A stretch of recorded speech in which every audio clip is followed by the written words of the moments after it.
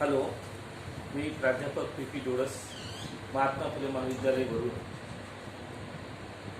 आज आपण या ठिकाणी BA भाग 3 मधल्या अत्यंत महत्त्वाच्या आणि चौथ्या युनिटमधील अत्यंत महत्त्वपूर्ण अशा प्रकारच्या संकल्पनेचं अध्ययन करणार. गेल्या मागच्या युनिटमध्ये आपण राष्ट्रवाद या संकल्पनेचा अध्ययन अभ्यास केला. राष्ट्रवाद म्हणजे काय, राष्ट्रवादाचे घटक, राष्ट्रवादाचा अर्थ, व्याख्या, या सर्व बाबी राष्ट्रवादाच्या संदर्भात आपण पाहतो.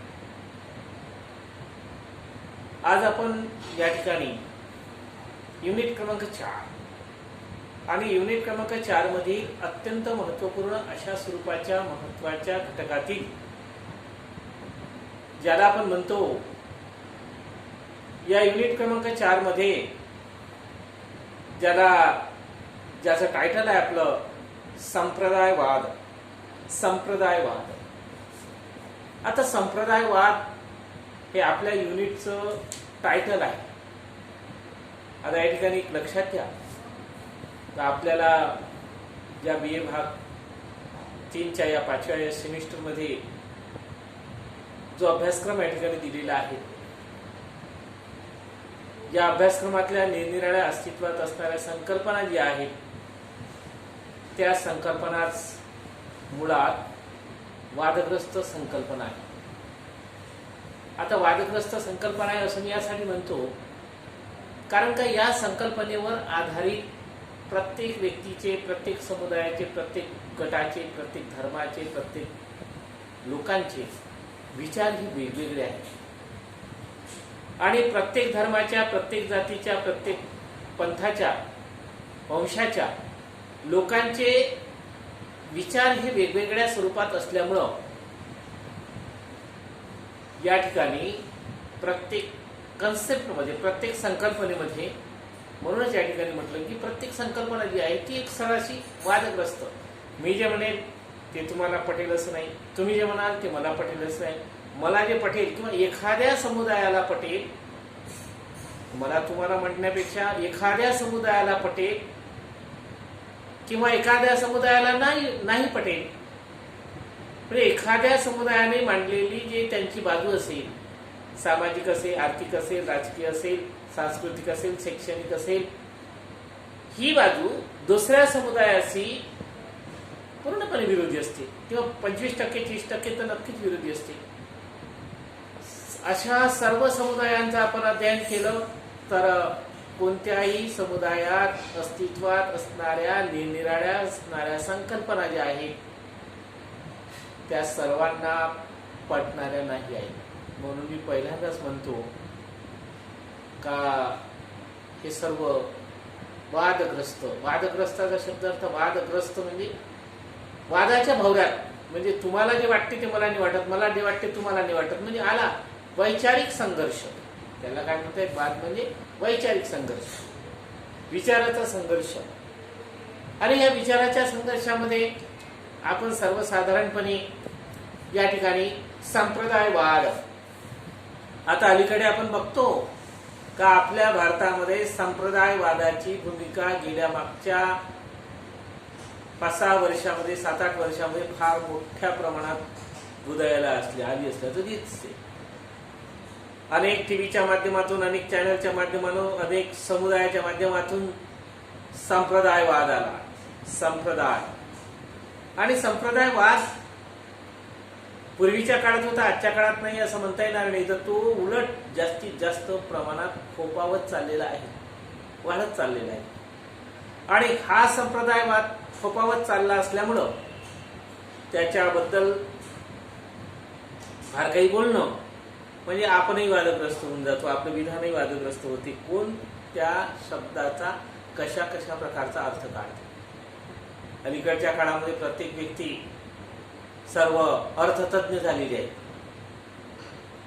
आणि अर्थतज्ञ झाले आहे म्हणजे आपापल्या सोयीनुसार प्रत्येक बाबीचा, प्रत्येक गोष्टीचा, प्रत्येक शब्दाचा अर्थ काढण्याचा प्रयत्न करतात. आणि दुसऱ्यानं काढलेला अर्थ तो चुकीचा आहे असं ते ठरवितात.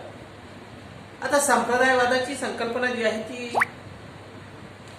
व्यापक अर्थानं, व्यापक दृष्टिकोनातून, आता ज्याप्रमाणे आपण पाहतो भारतीय समाज, आता आपण आपल्या भारताच्या संदर्भात मध्ये बघतो तर भारतीय समाज धर्म, जात, पंथ, भाषा, वंश या सर्व विविध घटक जे आहेत, वंश असेल, धर्म असेल, धर्म असेल, पंथ असेल, वंश असेल, या सर्व विविध घटकांनी आधारभूत झालेला अशा प्रकारचा हा समाज आहे. आणि समाज अशा या अनेक घटकांनी युक्त असलेला समाजाला अनेकवादी किंवा बहुवादी असं म्हटलं जाते. आता याच्यामध्ये जर अशा प्रकारचं असेल तर त्याला आपण काय म्हणतो? अनेकवादी, किंवा त्याला दुसऱ्या शब्दात जर बोलायचं झालं तर बहुवादी. बहुवादी म्हणजे त्याला अनेक वाद आहेत. प्रत्येक जात, प्रत्येक धर्म, प्रत्येक पंथ, प्रत्येक भाषा, प्रत्येक वंश या सर्व एकमेकाच्या विरोधामध्ये किंवा एकमेकाचा द्वेष आणि तिरस्कार करण्याच्या दृष्टिकोनातून, किंवा मला जे आहे माझ्या धर्मात नाही, माझ्या पंथात नाही, माझ्या ह्याच्यात नाही, माझ्या ह्याच्यात नाही तर तुमच्या ह्याच्यात कोण, म्हणजे ही जी आहे आणि सामाजिक संस्कृती या घट्ट अशा स्वरूपाच्या गेल्या 20 ते 25 वर्षाच्या अल्पशा काळात भारतीय समाजात विविध विघटन होईल अशा प्रकारच्या दृष्टिकोनातून या ठिकाणी कार्यप्रणाली झालं असल्याचं आपल्याला दिसतं. या सर्व समाजाच्या निरनिराळ्या घटकांमध्ये या निरनिराळ्या धर्म, वंश, जात, घराणे व घराणेशाही या सर्व घटकांच्या गणना पारंपरिक घटकामध्ये केल्या जाते. आधुनिक शिक्षण शीघ्र गतीनं गतिमान त्याचा प्रसार झालेला आहे, प्रचार झालेला आहे. तसेच आधुनिकीकरणाची प्रक्रिया सर्वच देशामध्ये प्रारंभ झालेली आहे आणि सर्वच देशामध्ये प्रारंभ झालेली आहे. त्यामुळे काय होते का त्या सर्व पारंपरिक राजकीय, सामाजिक, आर्थिक वा सर्व घटकांच्या दृष्टिकोनातून त्याची आपण तुलना करतो.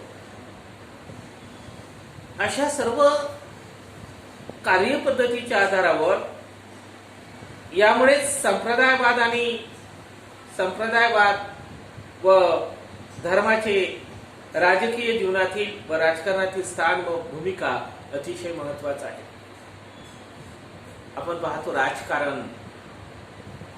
राजकारण हे सत्ता मिळवण्याचं एक साधन आहे. राजकारणामध्ये सत्ता मिळवायची असेल तर आपल्याला सोयीस्कर होईल आणि दुसऱ्याला अपायकारक होईल अशा प्रकारची कार्यपद्धती म्हणजे राजकारण असते. साधं सरळ जर सोप्या भाषेत जर बोलायचं झालं तर राजकारण म्हणजे काम. तर राजकारण म्हणजे दुसरं तिसरं काही नसून स्वतःला जास्तीत जास्त फायदेशीर असणाऱ्या सर्व घटना, घडामोडी, प्रक्रिया आणि दुसऱ्याला अपायकारक होईल अशा स्वरूपाच्या अस्तित्वात असणाऱ्या घटना, घडामोडी, सामाजिक, राजकीय अशा प्रकारच्या निरनिराळ्या बाबी म्हणजे राजकारण.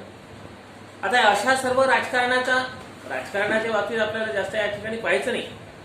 आता संप्रदायवाद म्हणजे काय?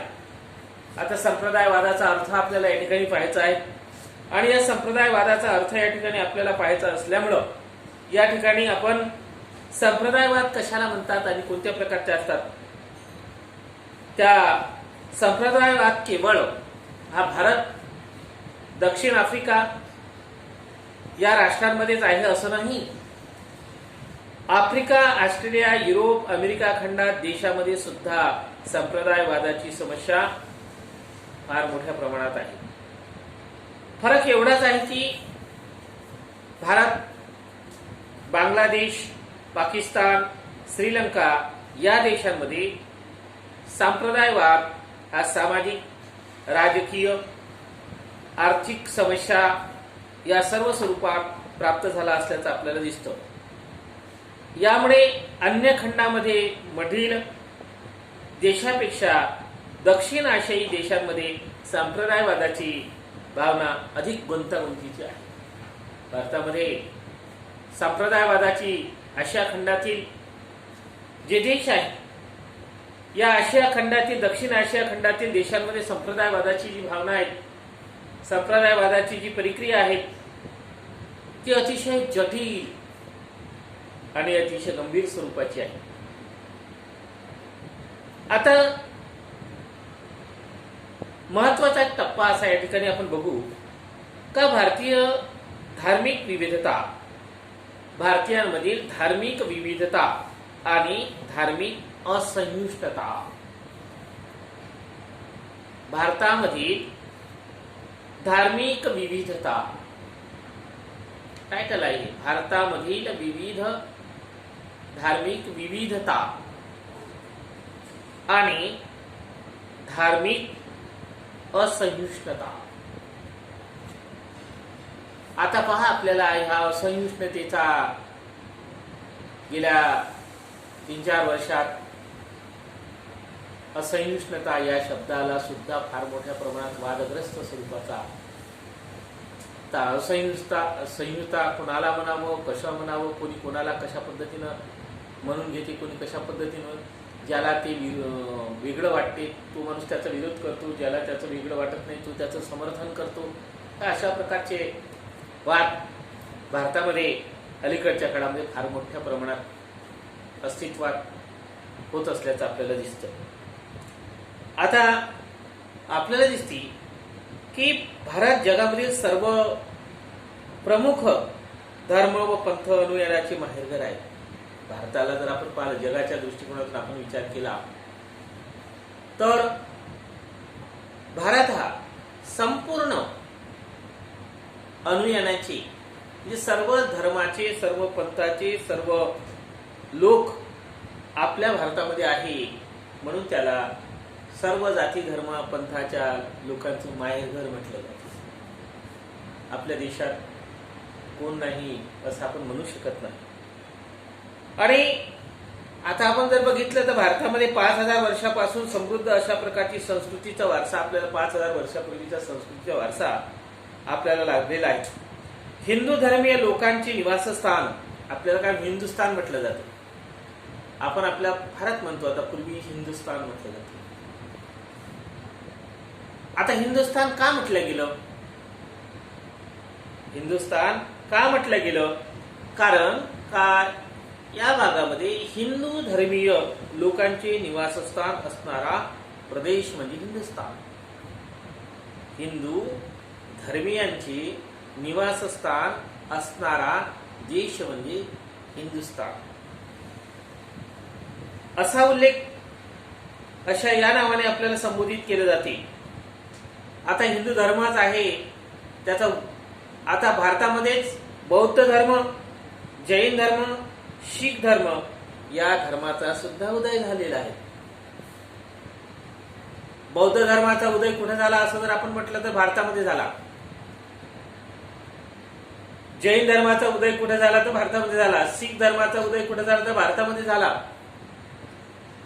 म्हणजे आपण भारत हा हिंदू धर्मीयांचा देश आहे, हिंदू धर्माचे लोक या ठिकाणी आहे असंच या ठिकाणी आपल्याला म्हणता येणार नाही. भारतामध्ये ख्रिश्चन धर्मीय सुद्धा आहेत आणि म्हणूनच भारत हे जगातील सर्व प्रमुख धर्मांचे माहेरघर आहे असं आपण म्हणतो. भारतात पारशी धर्माचे लोक सुद्धा राहतात. सर्व धर्माचे लोक या भारतामध्ये राहतात आणि त्या म्हणून सर्व धर्मीयांचं माहेरघर या नावानं या ठिकाणी आपण आपल्या या भारताला या दृष्टिकोनातून महत्वपूर्ण या ठिकाणी कार्य करतो. आता आपण या सर्व बाबीची थोडक्यात संप्रदायवाद, आधुनिक संप्रदायवाद कशा प्रकारचा आहे, कोणत्या दृष्टिकोनातून आहे, कशा पद्धतीने आहेत याचा आपण थोडक्यात या ठिकाणी बघितलं. आता आपण संप्रदायवादाच्या महत्वाच्या घटकांचं अतिशय डिटेल्समध्ये या ठिकाणी याची माहिती पाहणार आहोत. आता महत्वाचा आणि पहिला घटक म्हणजे संप्रदायवादाचा अर्थ. संप्रदायवाद त्याचा अर्थ आपल्याला पाहिजे. संप्रदायवादाचा अर्थ आता संप्रदायवादाचा अर्थ आपल्याला पाहत असताना आपल्याला काही इंग्रजी शब्द, आता हा शब्द कोणापासून कसा निघाला, कुठून आला, कसा झाला, याचाही शोध घेणं गरजेचं आहे. कुठं निघाला, कोण काढला, आणि त्याचं उगमस्थान कसं आहे, कोणत्या शब्दाचा अर्थ काय होतो, कोणत्या शब्दाचा इंग्रजी अर्थ काय होतो, मराठी अर्थ काय होतो, आणि त्याचा पर्यायी अर्थ काय होतो, या सर्व गोष्टींचा आपल्याला या ठिकाणी या घटकांमध्ये महत्वाचा भाग पाहायचा आहे. त्याला इंग्रजी भाषेतील कम्युनिझम COMMUNALISA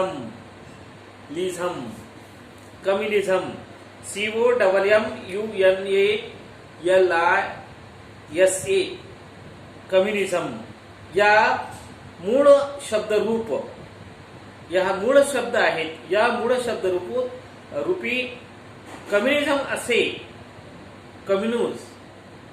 असे आहे.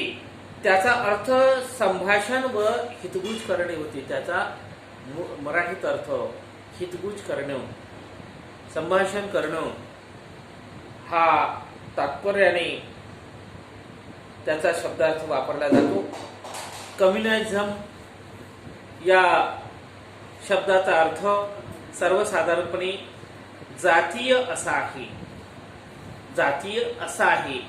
कम्युनलिझम म्हणजे कम्युनलिझम COMMUNALISM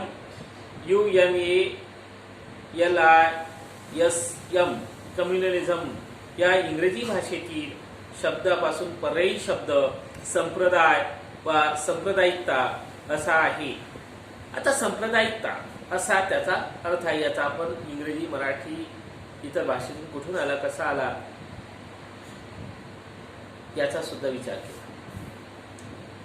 आता संप्रदायवादाचा असा त्याचा अर्थ झाला पाहिल्यानंतर आता संप्रदाय कशाला म्हणतात. आता जसं भूप्रदेश, धर्म, भाषा, भूप्रदेश, धर्म, भाषा या घटकांच्या आधारावर संप्रदायवादात जोडल्या गेलेला आहे. संप्रदायवाद कशाशी जोडला गेला संप्रदायवाद? धर्म, भाषा, वंश या घटकांशी संप्रदायवाद जोडला गेला, किंवा या घटकातील कोणताही एक घटक असेल त्या घटकाशी संप्रदायवाद जोडल्या गेलेला आहे. आणि संप्रदायवाद हा त्या दृष्टिकोनातून जोडल्या गेलेला आहे. संप्रदायवाद त्या दृष्टिकोनातून जोडल्या गेला असल्यामुळं आणि कोणत्याही धर्माच्या दृष्टिकोनातून या संप्रदायवादाच्या कार्यप्रणालीमध्ये 3 भाग जे तुम्हाला सांगितलं, व्यक्तीच्या मनात आपल्या समुदायाबद्दल असणारी प्रखर व निष्ठतेची भावना काय आहे? धर्म, वंश, भाषा, भूप्रदेश, धर्म, वंश, भाषा, भूप्रदेश या जो घटक आहेत, या घटकांच्या आधारावर समुदायाशी जोडल्या गेलेल्या आहेत. व्यक्तीच्या मनामध्ये आपल्या समुदायाबद्दल असणारी प्रखर निष्ठतेची भावना, व्यक्ती या घटकांच्या आधारावर व्यक्तींच्या मनामध्ये प्रखर निष्ठतेची भावना असा हा संप्रदायवादाचा या शब्दाचा मूळ अर्थ आहे. भारतासह अन्य आशियाई देशांमध्ये संप्रदायवाद ही संज्ञा धर्म, पंथ या एकाच घटकात संदर्भात वापरली जाते. त्यामुळे अशा प्रकारच्या सांप्रदायिक धर्मसमुदायाबाबत बाळगलेली तिरस्काराची भावना काय होती की इतर समुदायाबद्दल, इतर धर्माबद्दल, इतर कार्याबद्दल, इतर धर्मसमुदायाबद्दल बाळगलेली तिरस्काराची भावना, शत्रुत्वाची भावना. जसं आपण हिंदू धर्म आहे, मुस्लिम धर्मीयांच्या तिरस्कार आणि शत्रुत्वाची भावना, ते आपले शत्रू आहेत. हिंदू धर्म आपला सर्वश्रेष्ठ आहे. इतर धर्मीय म्हणजे हिंदू धर्म, मुस्लिम धर्म, शीख धर्म, ईसाई धर्म,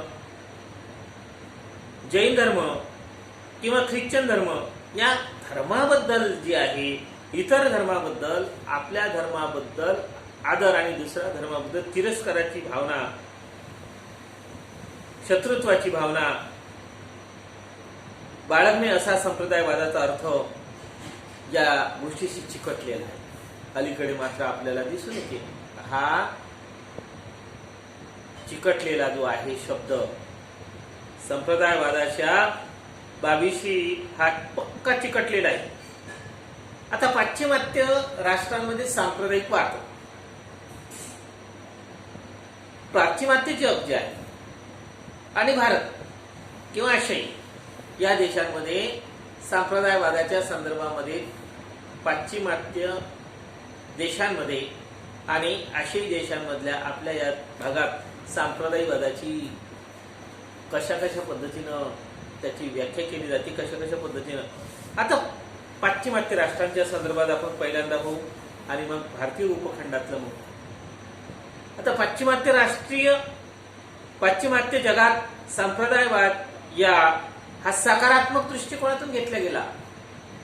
दोन बाजू आहे सांप्रदायिक दृष्टिकोनाच्या, सकारात्मक आणि नकारात्मक.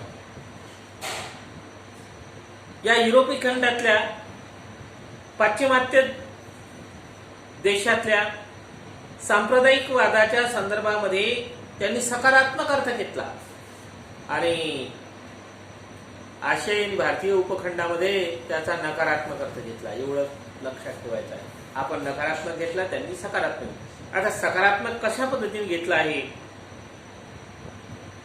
तर त्यांच्या म्हणजे ते म्हणतात का संपत्ती, भूमी, उद्योग व व्यवसाय, संपत्ती, भूमी, उद्योग व व्यवसाय, बाजारपेठ यांच्यावर व्यक्तीचे नव्हे तर समाजाचे नियंत्रण असावे.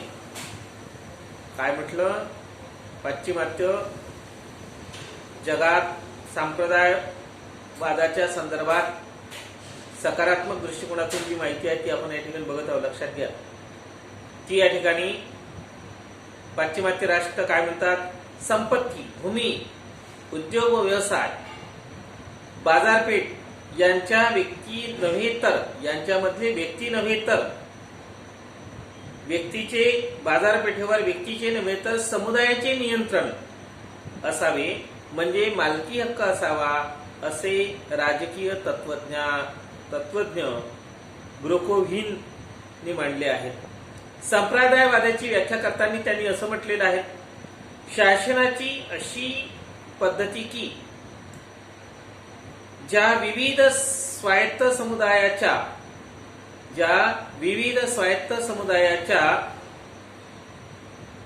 एकत्रीकरणातून संघात्मक व्यवस्था निर्माण होते अशी त्यांनी केलेली आहे. समुदायात एकाएकी वैकल्पिकपणाची भावना असणे गरजेचे आहे. एका समुदायाच्या अन्य समुदायाशी सहकार्याची व व्यवहारही असला पाहिजे, असा समाजशास्त्रीय सकारात्मक अर्थ संप्रदायवादाच्या संदर्भात म्हटलं जातं. आता संप्रदायवादाच्या संदर्भात त्यांनी हे सकारात्मक काय म्हटलं मी? संपत्ती, भूमी, उद्योग व व्यवसाय, बाजारपेठ यावर व्यक्तीचे नव्हे तर समाजाचे, व्यक्तीचं नाही, कोणत्या एखाद्या व्यक्तीचे नव्हे तर समाजाचे नियंत्रण असलं पाहिजे आणि त्या दृष्टिकोनातून जसं केलं पाहिजे. भारतीय उपखंड जे आहेत त्या भारतीय उपखंडात मात्र या नकारात्मक दृष्टिकोनातून त्याचा अर्थ प्राप्त केला आहे. नकारात्मक दृष्टिकोन संप्रदायवाद ही राजकीय विचारसरणी बनली आहे. अलीकडे आपल्याकडे काय राजकीय विचारसरणी बनलेली आहे. संप्रदायवाद हे एक राजकीय तत्वज्ञान बनलेलं आहे आणि एकाच धर्माचे अनुयायी असणाऱ्या लोकांचा समुदाय, एकाच धर्माचे लोक असणाऱ्या लोकसमुदायाचे राजकीय, सामाजिक, आर्थिक हितसंबंध समान असतात असे संप्रदायवाद या विचारसरणीत गृहीत धरले आहे.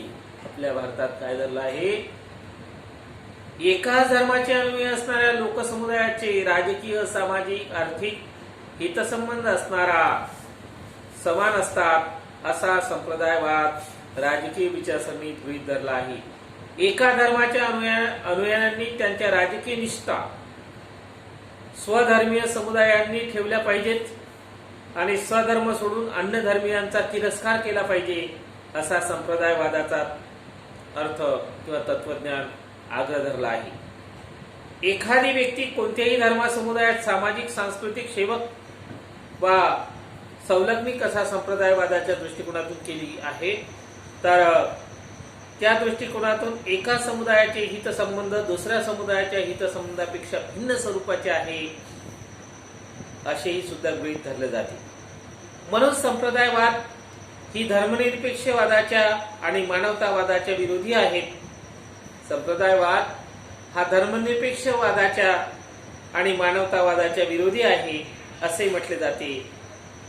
कारण का सांप्रदायिक हिंसा दंगलीमधून संप्रदायवादाचे स्पष्टीकरण होते आणि बुद्धिमत्त बहुधर्मीय देशांमध्ये संप्रदायवाद हा अत्यंत त्रासदायक आणि अत्यंत नियंत्रणात न ठेवणारा अशा प्रकारचा आहे. अशा प्रकारच्या संप्रदायवादाच्या प्रक्रियेच्या माध्यमातून एकमेकाच्या प्रतिस्पर्धी आणि त्या ठिकाणी त्याचा एकमेकाचा द्वेष मत्सर या ठिकाणी केला जातो. संप्रदायवादाच्या व्याख्या आपण या ठिकाणी पाहू. शेवटी आता संप्रदायवादाच्या व्याख्या निरनिराळ्या विचारवंतांनी या ठिकाणी केला आहे. तर त्या पहिली व्याख्या आपण या ठिकाणी संप्रदायवादाची पाहणार आहोत.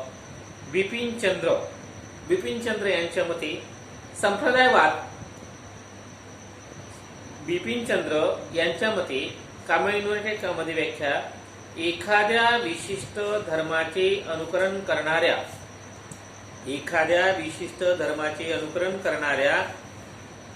लोकांचे सामाजिक, आर्थिक व राजकीय हितसंबंध समान असतात असा विश्वास बाळगणे हा संप्रदायवादाचा सरळ आणि सोपा अर्थ आहे. काय म्हटलं? एखाद्या विशिष्ट धर्माचे अनुकरण करणाऱ्या लोकांचे सामाजिक, आर्थिक, राजकीय हितसंबंध समान असतात असा विश्वास बाळगणे हा संप्रदायवादाचा सरळ व सोपा अर्थ आहे. दुसरी व्याख्या झेनाब बानू यांच्या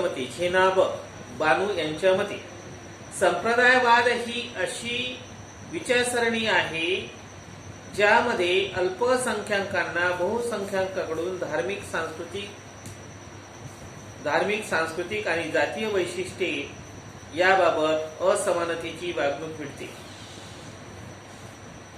तिसरी व्याख्या आहे प्रभा दीक्षित यांच्या मते संप्रदायवाद ही अशी राजकीय तत्वप्रणाली आहे की ज्यात धार्मिक, सांस्कृतिक भिन्नतेचा उपयोग राजकीय उद्दिष्टांच्या पूर्ततेसाठी करून घेतला जातो. अशा प्रकारची 3 व्याख्या या सांप्रदायिकच्या संदर्भामध्ये या ठिकाणी आपण स्पष्ट केलेल्या आहेत. तर अशा प्रकारे संप्रदायवाद म्हणजे काय, संप्रदायवादाची प्राथमिकता आपण या ठिकाणी पाहिली, त्याच्यावर चर्चा केली. संप्रदायवाद म्हणजे काय, संप्रदायवादाचा अर्थ काय होतो, संप्रदायवादाची कशा प्रकारचं आधुनिक कसं आहे, पाश्चिमात्य देशात आणि भारतीय उपखंडात काय आहे याची माहिती पाहिली आणि त्याच्या व्याख्या सुद्धा आपण या ठिकाणी पाहिली.